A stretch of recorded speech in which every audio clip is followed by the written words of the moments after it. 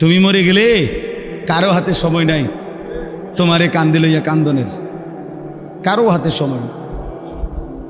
বাফেরে দুপুরবেলা জানাজা দিছে, আসরের পরে বাফের জানাজা হয়েছে, কত কান্দা কানছে জিফুতে। এশার নামাজের পরে পাশের ঘরের থেকে ভাত তরকারি আনছে, এর ওই পেট ভরে ভাত খায়। এরা দেখলাম দুপুরে কান্দে ভাত খায়, আরো গোস্ত লয়, আরো ফার্মের মুরগা লয়, তেলাপিয়া মাছ লয়, ডাল লয়। বা কি আপনারা দেখলাম বিকালে কি কান্দাটা কানলেন, বুঝেন? অর্থাৎ বুঝাইতে চায় ওনার জন্য তো আমি না খাইয়া মরে গেলে হইতো না, ঠিক আছে কাঁদছি তো কাঁদছি। অর্থাৎ দুনিয়া থেমে থাকে না, কারো জন্যই কি থাকে না, থেমে থাকে। এই জন্য দুনিয়া নিয়েই ব্যস্ত না হই, আখেরাতের ফিকির করি। আল্লাহ তাআলা আমাদেরকে তৌফিক দেন।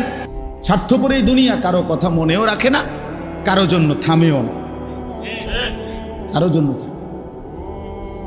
আমি 2 দিন আগেও দেখছি হাইয়েস্ট গাড়ি ট্রাকের সাথে বাড়ি খাইয়া হাইয়েস্ট গাড়ির ড্রাইভারটা তৎক্ষণাৎ মারা গেছে, বইটা লাইছে একদম।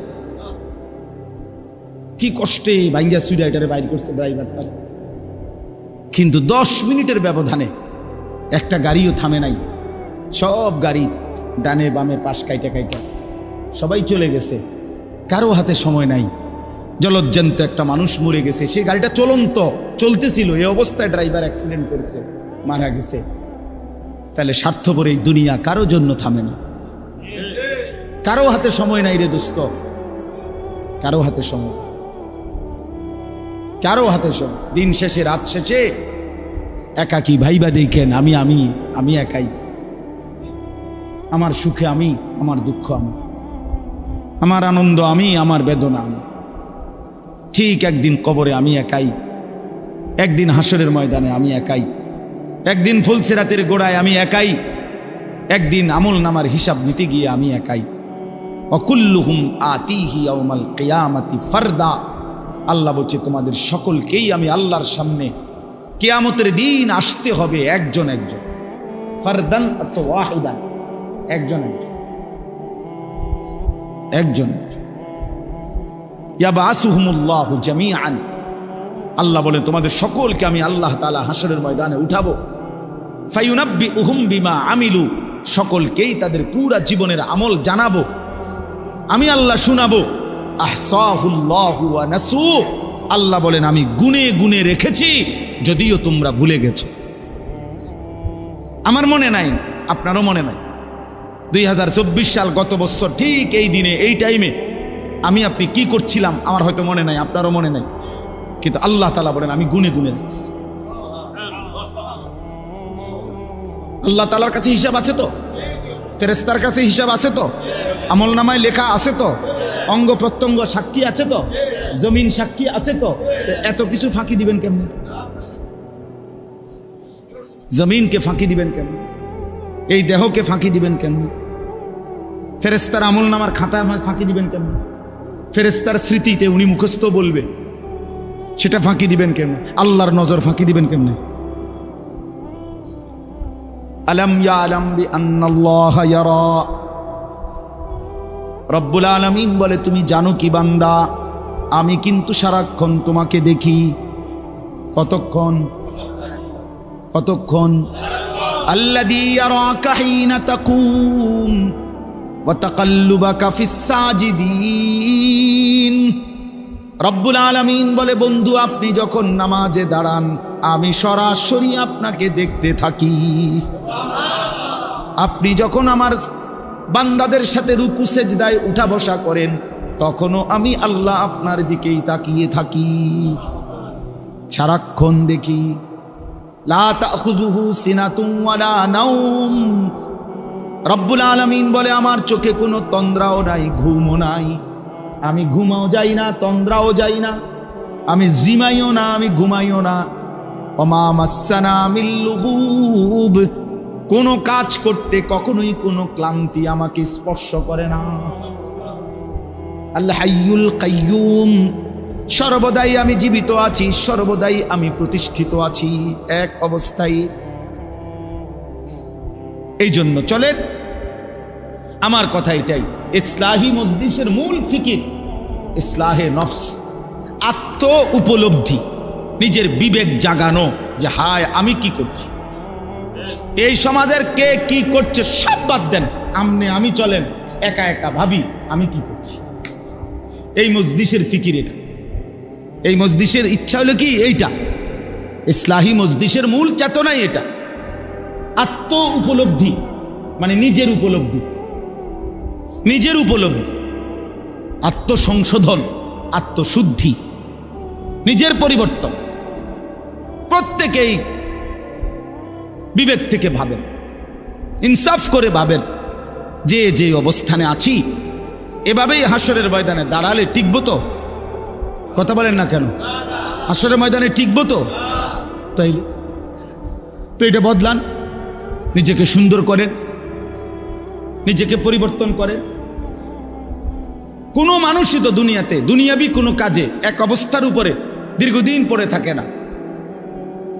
দেশে থাইকা পারে না, বিদেশ গেছে, বিদেশ গিয়া কুলাইতারে না, আবার দেশে আসছে, এই ব্যবসায় কিছু করতে পারে না তো আরেকটা ব্যবসা চেঞ্জ করছে।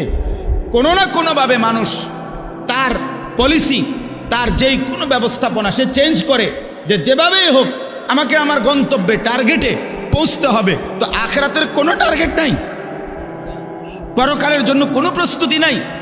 সারা বছর বুঝি মানুষ এক তালে, যার কোরআন শরীফ অশুদ্ধ, আপনি বুঝি এই মৃত্যু পর্যন্ত অশুদ্ধ কোরআন, এটাই জীবন, এটাই জিন্দেগি মিয়া। এটা কি? যার সূরা কেরাত অশুদ্ধ, আপনি বুঝিয়ে সারা জীবনে এভাবে সূরা কেরাত অশুদ্ধ, এটা এভাবেই থাকবে, এটার কোনো চেঞ্জ নাই। কথা বলেন না? তো যিনি সুদ খান, তো 30 বছর শুধু সুদে খাইবেন, কোনোদিন এটা মনে পড়বে না যে এটা গুনাহ। যার স্ত্রী আজকে 20 বছর বেপর্দা, তো এ বেডির কি কোনো বুঝাপড়া করবেন না যে তুমি কি এভাবেই চলবা মৃত্যু পর্যন্ত, এই জীবন? আপনার যেই ছেলেটা 6 মাস 1 বছর কোনোদিন ফজরের নামাজ পড়ে না, এই সন্তানরা, ছেলেরা, বাবারা বলো, বাপ বলো, এখানে আমি স্পষ্ট শুধু শুনাইতে চাই, ফাখালাফা মিন বাদিহিম খালফুন। আল্লাহ বলে প্রত্যেক জাতির মধ্যে নিকৃষ্ট মানুষ কারা? আল্লাহ বলছে নিকৃষ্ট মানুষ তারা আদাউস সালাহ, যারা তাদের নামাজকে নষ্ট করে, নামাজকে নষ্ট করে, নামাজকে নষ্ট করে। খুদার কসম আল্লাহ বলছে ওরা খালফুন, ওরা নিকৃষ্ট মানুষ, ওরা নিকৃষ্ট প্রজন্ম, ওরা অসভ্য মানুষ, ওরা মন্দ লোক, ওরা বদ লোক।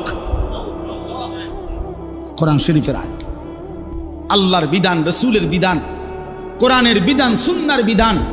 এত কিছু আমি দাঁড়দারি না, আমার দরকার হলো আমার মনে যা চায় তা। চুল আমার মন মতো, জামা আমার মন মতো, কাপড় আমার মন মতো, আমার আয় রোজগার, আমার ব্যবসা, আমার বাজার, আমার সব আমার মন মতো, আমার যা মন চায় তা।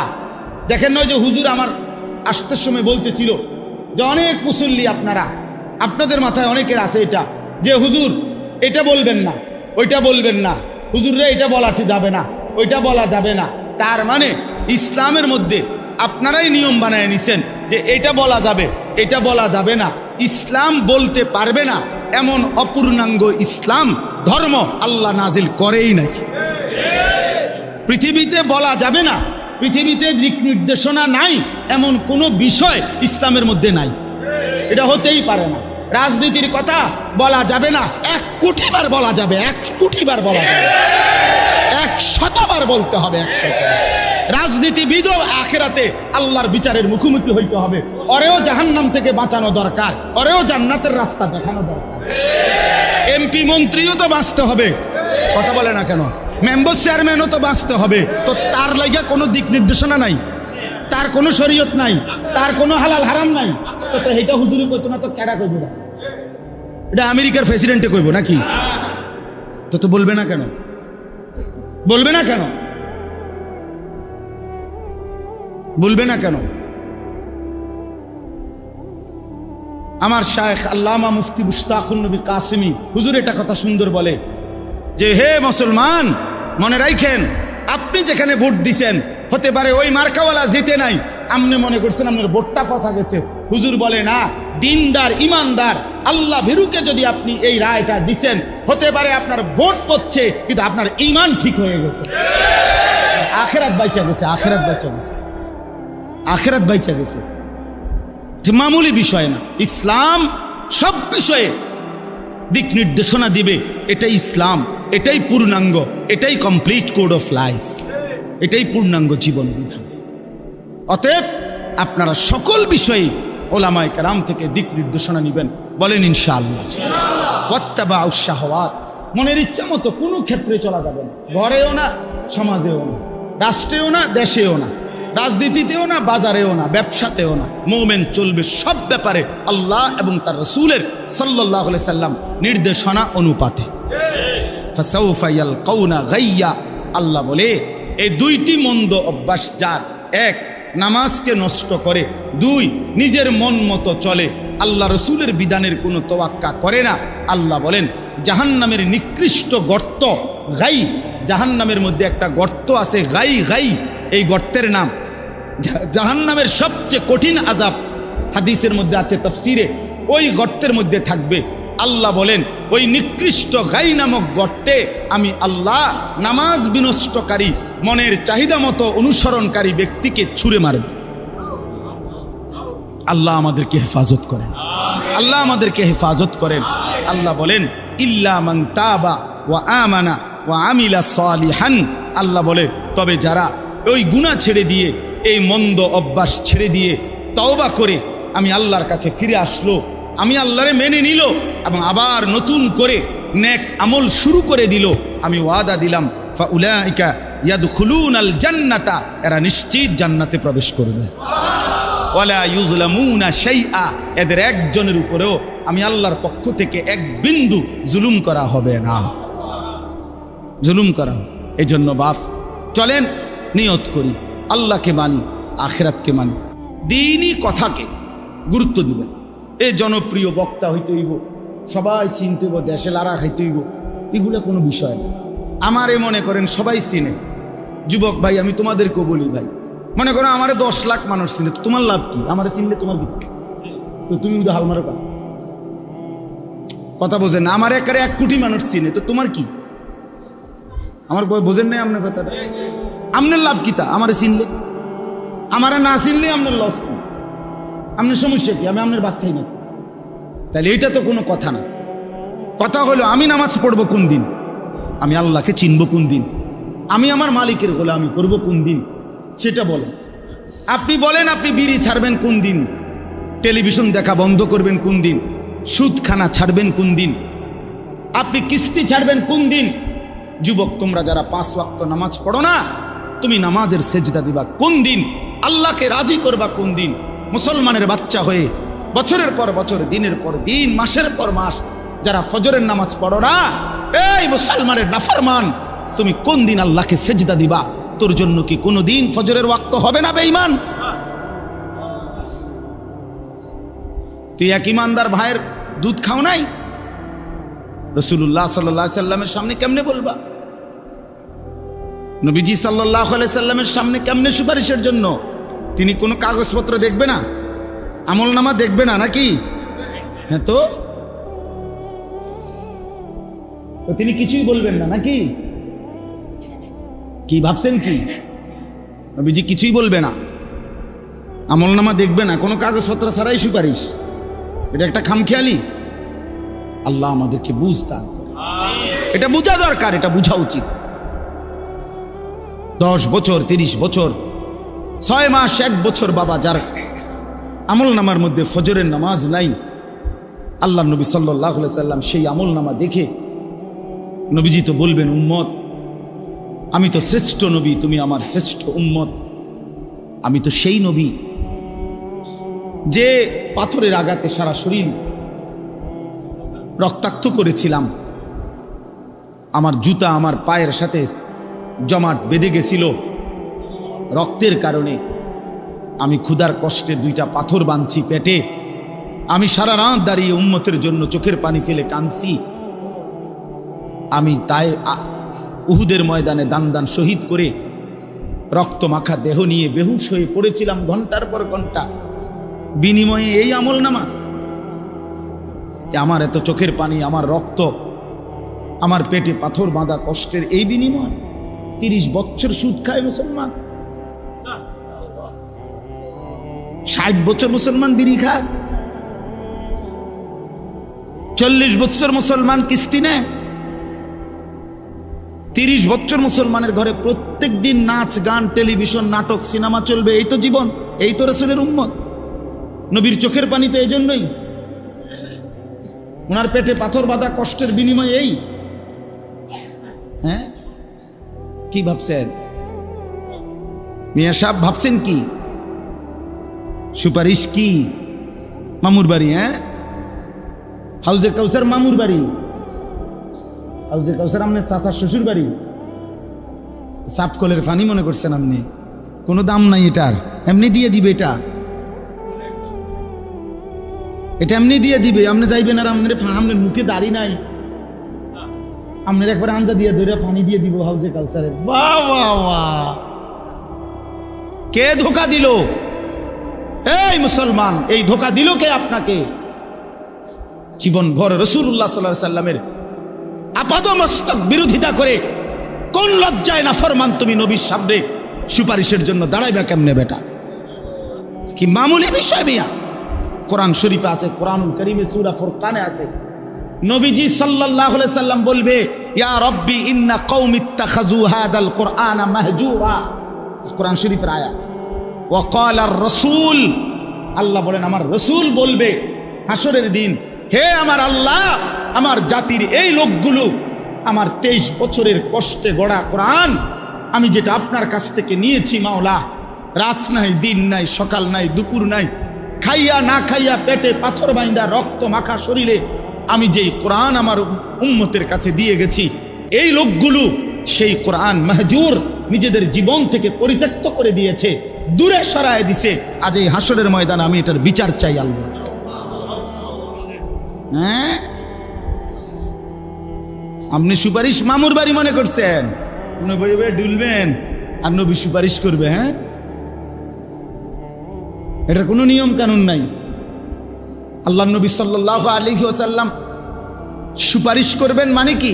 মানে এটা আমাদেরকে বলে দিছে যে উম্মত মৃত্যু পর্যন্ত যত চুরি চামারি, যত মিথ্যা, যত সুদ ঘুষ, যত গান বাদ্য নাটক সিনেমা যা আছে সমস্ত নাফরমানি তুমি করতে করতে মরবা, আমি সুপারিশ করে জান্নাত দেব। এটাই তো নবী বলছে। তো কি হিসাবটা কি? তাহলে আমরা কিতাবে তারিখের মধ্যে পড়ছি রাসূলুল্লাহ সাল্লাল্লাহু আলাইহি ওয়াসাল্লাম একদিন কাবা ঘরের সামনে কাবার চারদিকে তাওয়াফ করতেছিলেন। একজন কাফের হাজরে আসওয়াদের পাশে তরবারি ছুরি কোমরে নিয়ে ছদ্মবেশে দাঁড়িয়েছিল, বারবারই সুযোগ খুঁজতেছিল আল্লাহ নবী সাল্লাল্লাহু আলাইহি ওয়াসাল্লামকে ছুরি দিয়ে আঘাত করবে। নবী সাল্লাল্লাহু আলাইহি ওয়াসাল্লাম তার একদম কাছাকাছি গিয়ে তার বুকে হাত দিয়ে নবীজি সাল্লাল্লাহু আলাইহি সাল্লাম তাকে বললেন, কিছু ভাবতেছ? কোনো কিছু কি ফিকির করতেছ? এই হাত শুধু লাগছে নবীজির তার বুকে, তৎক্ষণাৎ তার জিন্দিগি দিল পরিবর্তন হয়ে গেছে। তো সে বলছে, লা আনতা আবগাজুন নাস ইলাইয়া, মুহাম্মদ এই কিছুক্ষণ পূর্বে তুমি ছিলে আমার কাছে সবচেয়ে অপছন্দনীয়। আবগাজ ফাল আনা লা আনতা আহাব্বু ইলাইয়া, কিন্তু এখন তুমি আমার কাছে এই মুহূর্তেই আবার সবচেয়ে প্রিয় হয়ে গেল। আহাব্বুন নাস ইলাইয়া, সবচেয়ে প্রিয় মানুষ হয়ে গেল। এই যে স্পর্শ। হযরত ওমর রাদিয়াল্লাহু তাআলা আনহু তিনি বলছেন যে আমি একদিন একটা বিষয় নবীজি সাল্লাল্লাহু আলাইহি ওয়াসাল্লাম, নবীজি বলছেন আমি বুঝতেছিলাম না। তো নবীজি সাল্লাল্লাহু আলাইহি ওয়াসাল্লামকে আমি কয়েকবার রিপিট করছি, জিজ্ঞাসা করছি, দোহরাইছি বুঝার জন্য। আল্লাহ নবী সাল্লাল্লাহু আলাইহি ওয়াসাল্লাম বললেন, বুঝলেন যে আমি বুঝতেছি না। তখন নবীজি সাল্লাল্লাহু আলাইহি সাল্লাম আমাকে কাছে টেনে এনে আমার বুকে হাত বুলিয়ে দিলেন। এরপরে বললেন, এবার বুঝছো? হযরত ওমর রাদিয়াল্লাহু তাআলা আনহু বলেন, এবার আমি শুধু বুঝলাম না, বরং আমার চক্ষু খুলে গেল। হাত্তা আনজুরা ইলাস সামাইস সাবিআ, আমি 7 আসমানের ঊর্ধ্বে পর্যন্ত দেখতে পেলাম। স্পর্শ, স্পর্শের বরকতে জেহানও খুলে গেছে, চোখও খুলে গেছে।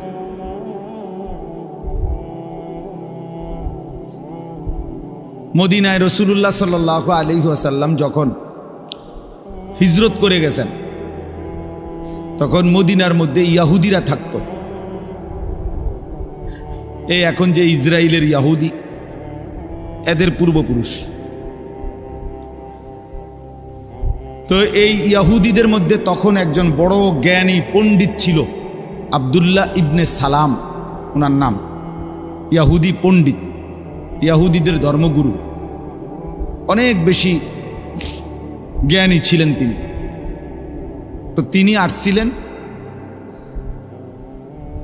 নবীজি সাল্লাল্লাহু আলাইহি সাল্লামকে পরীক্ষা করতে, বিভিন্ন আসমানি কিতাব পিছনের। এই পণ্ডিত খুব জানতেন, তো উনি এগুলো ভাবছে যে এগুলো বিভিন্ন প্রশ্ন করে তছনছ করে ফেলবে, জিজ্ঞাসা করবে অনেক কিছু। তো এই কথা ভেবে প্রস্তুতি নিয়ে নবীজি সাল্লাল্লাহু আলাইহি ওয়াসাল্লামের সামনে আয়েশা বসছে। তো আয়েশার প্রথমে নবীজি সাল্লাল্লাহু আলাইহি ওয়াসাল্লামের চেহারা মুবারকের দিকে তাকাইছে। তো নবীজিও ওনার দিকে তাকাইছে। দুইজনের এই 4 চোখ চোখাচোখি হয়েছে।